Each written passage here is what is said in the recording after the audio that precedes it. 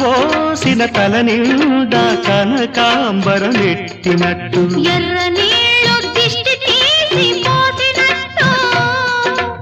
ఎర్ర నీళ్ళు దిష్టి తీసి పోసినట్టు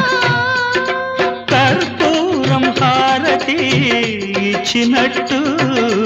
ఆకాశం ఎందుకో పచ్చబడ్డది